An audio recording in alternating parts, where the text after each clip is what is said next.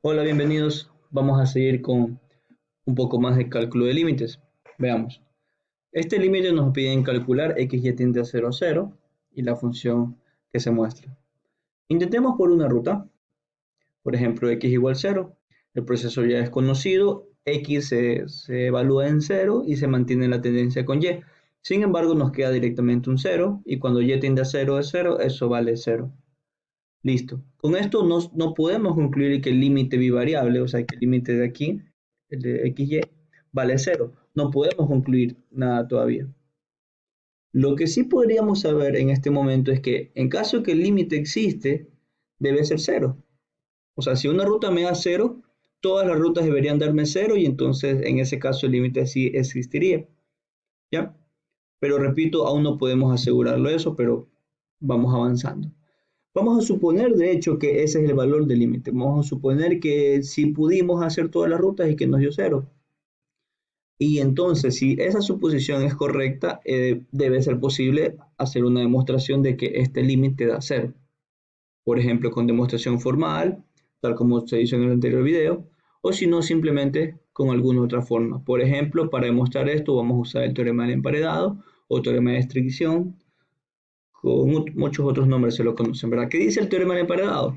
Pues las hipótesis son de que mi función f esté acotada por otras dos funciones y específicamente en un punto, se hace x sub 0, en ese punto las dos funciones que acotan, o sea, la función g y la función h, el límite en ese punto del mismo valor, de la misma respuesta L, ¿sí? Y solamente si se cumple eso, entonces yo puedo decir que el límite hacia ese punto de la función f, la que está acotada, también toma el valor L. Por eso el nombre, por eso el nombre de emparedado, porque es como que la función f queda encerrada entre dos funciones y si conseguimos un punto en el que el límite da el mismo valor, entonces podemos decir que también da el mismo valor para la función f. Entonces, para usar el teorema se recomienda, por ejemplo, si decimos que el límite vale un valor cualquiera L, tomamos la función que sea la diferencia, o sea, la resta entre la función y el límite. Por ejemplo, aquí sería x, o sea, x cuadrado y sobre x cuadrado más y cuadrado menos L. Esta va a ser mi función a la que yo voy a acotar. Si este límite da cero, pues significa pues que entonces el valor del límite es L. ¿Sí? Veamos entonces. Ese es el límite que debo demostrar que da cero. Repito, L pues es el valor límite al cual estamos suponiendo que es la respuesta límite y va a ser cero.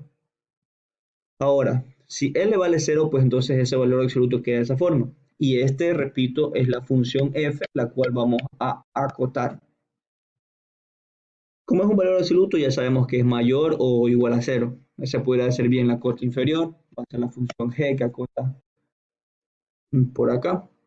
Y avancemos. Ahora, el valor absoluto de y lo separamos. ¿Para qué? Para tener esta expresión, ¿no? Ahora consideremos esa fracción. Como se entenderá, esta es una fracción. Ahora, si al denominador yo lo disminuyo, pues la fracción aumenta, ¿verdad? Entonces, si el denominador es x cuadrado, perdón, x cuarta más y cuarta, para disminuirlo, pues que podríamos simplemente quitarle la y cuarta, dejar solamente el x cuadrado. Entonces, la fracción de aquí, la que no tiene la y cuarta, si ven aquí está solito x cuarta, esta fracción va a ser mayor que esta fracción de acá. Por ende, se cumple esta otra inecuación, o sea, lo que acabo de escribir, que esta expresión es mayor que esta expresión de acá. ¿Y con qué fin hago eso? Pues lo hago con el fin de poder simplificar x cuarta y y cuarta. En otras palabras, yo lo que estaba buscando era beneficiarme del hecho de que tenga x cuarta en el numerador y x cuarta en el denominador. O sea, yo buscaba poder simplificarlo. Y bueno, simplificamos, por así decirlo, y tendríamos otra inecuación, o mejor dicho, una igualdad. Pero bueno, y bueno, con transitividad podríamos decir entonces que tenemos la otra cota superior que estábamos buscando para aplicar el teorema de el emparedado. Aquí tenemos a la función f y las dos funciones que la acotan, ¿sí? La función f y las otras dos funciones que la acotan. Aplicamos entonces límite a los tres términos de la inecuación, ¿sí? Aplicamos límite. Entonces, en el lado de aquí el límite da 0, en el lado de aquí el límite también da 0, por ende, yo, en base al teorema del emparedado, yo concluyo entonces que lo de en medio también es un límite que me da 0. Y entonces ya demostramos el resultado que habíamos planteado. Recuerden que solo hicimos una ruta. Eso no me sirve para demostrar que un límite existe, pero el teorema del emparedado sí me sirve. Veamos ahora otro límite más. El límite cuando xy tiende a 0, 0 de esta función. Pues bueno, aquí ya tenemos una función seno, quizás demande un poco más de análisis. Veamos. Probamos una ruta, la ruta x igual 0. Como ya se conoce, pues todas las x se la reemplaza con 0 y me queda este límite, el límite de una variable nada más, ¿verdad? Y de hecho, justamente cuando evalúo me queda 0 en el numerador y 0 en el denominador. Y como es límite de una variable y me queda 0 sobre 0, puedo aplicar la ley del L'Hopital. Y la ley del L'Hopital la aplico y tendría las derivadas del numerador y el denominador, ¿verdad? Y en ese caso, ahí sí tomo la tendencia y me queda 0 en el numerador y en el denominador me queda solamente 2 menos 1, 1. Así que el límite vale 0. Esto no me demuestra que existe o no existe el límite bivariable, ¿verdad? Si existe, en el mejor de los casos, valdría 0, si es que existe.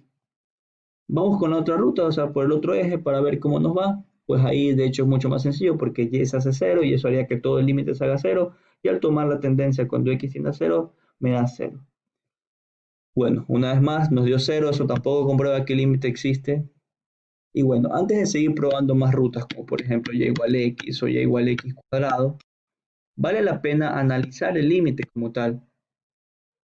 La primera, el primer indicio que uno debe darse cuenta es esto, que tanto en el numerador como en el denominador aparece y cuadrado.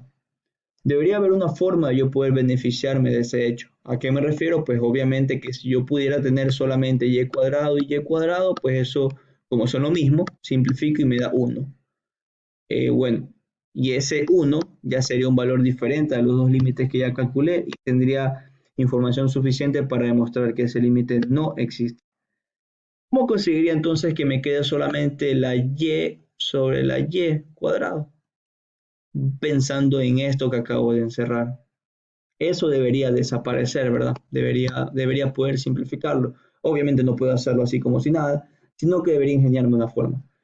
Y bueno, pensando también de que el límite tiende hacia el punto 0, 0, ¿verdad? ¿Qué tal entonces si yo elijo una ruta, yo escojo una ruta que llegue al punto 0, 0, pero que dicha ruta me cumple el objetivo que me planteé, que es hacer que esta expresión desaparezca? Por ejemplo, ¿qué tal si yo digo, para que esta expresión desaparezca? Pues obviamente pienso en esto, que eso sea 0. Entonces podría decir la ruta x igual seno de y. Pues me sirve esa ruta, pues veamos para qué me sirve, pues tiene que ser una ruta que pase por el origen. Y sí, pues la ruta y igual seno de y, perdón, x igual seno de y viene algo así, ¿no? Algo así, y llega al origen. Así que me sirve. Vamos a probar entonces con esta ruta, que de hecho ya se puede adelantar el resultado. Si tomamos esa ruta, la expresión de aquí se me simplifica y voy a tener y cuadrado sobre y cuadrado. Veamos entonces. Repito, la ruta x igual seno de y. En esa ruta, pues la x se transforma en seno de y. Y nótese cómo, tal como lo predecimos, seno de y seno de y se simplifican y me queda solamente y cuadrado sobre y cuadrado, lo cual se simplifican y me queda 1. Y me queda el límite cuando y tiende a 0 de 1. Y entonces ya tengo un límite que me dio diferente. Nótese, los otros dos dieron 0 y este da 1. Suficiente información para decir que el límite no existe. Veamos este caso ahora. Asimismo, empecemos con una ruta, x igual 0, muy sencillo, se hace 0 todo, y el límite por esa ruta da 0. ¿Puedo decir que el límite existe? No, claro que no, todavía no, pero asimismo, sin dar muchas vueltas, pensemos en una ruta que nos ayude a dar directamente ya con un valor diferente de 0.